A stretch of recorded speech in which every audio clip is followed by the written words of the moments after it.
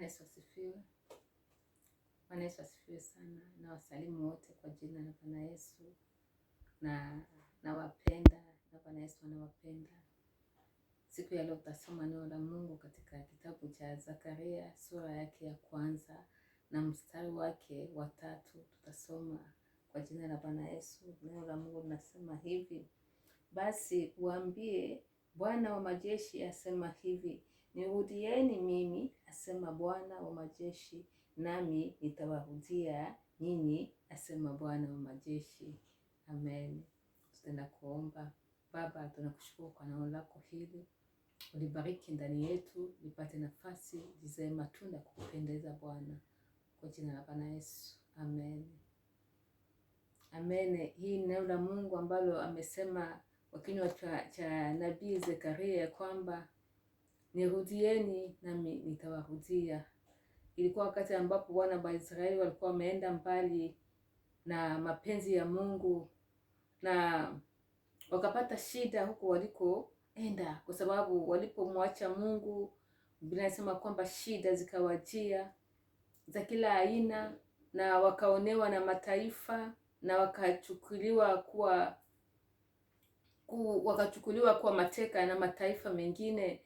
Na Biblia inasema kwamba wakati huo ndio Mungu aliambia Zakaria neno hili ya kwamba wamrudie, ili kwamba naye apate kuwarudia. Bwana asifiwe.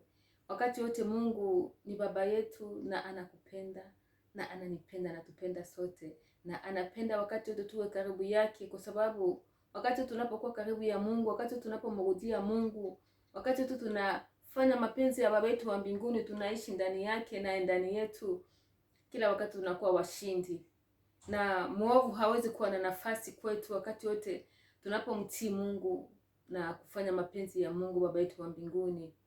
Kwa sababu kila wakati mtu anapotoka ndani ya Mungu, wakati unapotoka ndani ya Yesu na kuenda mbali na Mungu, mwenyewe unaruhusu shida zikujie. Kwa sababu gani? Kwa sababu ndani ya Mungu tu ndio kunakuwa safety ya watoto wake. Ndani ya Mungu ndio kunakuwa ukimya na ukingo. Amen. Wakati wote tunajificha ndani ya Mungu, wakati tunapojificha ndani ya Mungu, kunakuwa security yako, kunakuwa ukimya, kunakuwa ukingo, na kunakuwa safety ya maisha yako.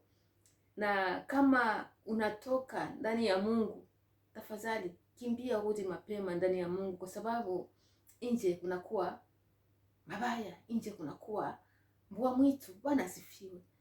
Mwovu anaunguruma. Biblia inasema kwamba anaunguruma kama simba na akitafuta mtu amumeze. Na kwa sababu anaona kama ukikuwa ndani ya Mungu, unajificha ndani ya Mungu, hakuna gisi ya kumeze, kwa sababu hana nguvu. Na wakati wote mtu anajitosha ndani ya Mungu, ndio kunakuwa nini? Ndio unatokwa hiyo kifuniko, unajitoa mwenyewe kwa hiyo kifuniko. Bwana asifiwe. Kifuniko yetu ni Mungu. Amen. Maficho yetu ni Mungu na nguvu zetu ni Mungu. Ubaki ndani ya Mungu na utalindwa na utaona mema. Bwana asifiwe. Hata jaribu zikuje, lakini kama unakuwa ndani ya Mungu utakuwa mshindi. Na wakati wote mtu anapokimbia nje ya Mungu, mwenyewe anajiletea majaribu na anajiletea mabaya. Lakini kwa sababu Mungu ni Mungu wa upendo, akasema nirudieni, mrudie Mungu tu. Amen. Iko tayari kupokea. Tukisoma katika kitabu cha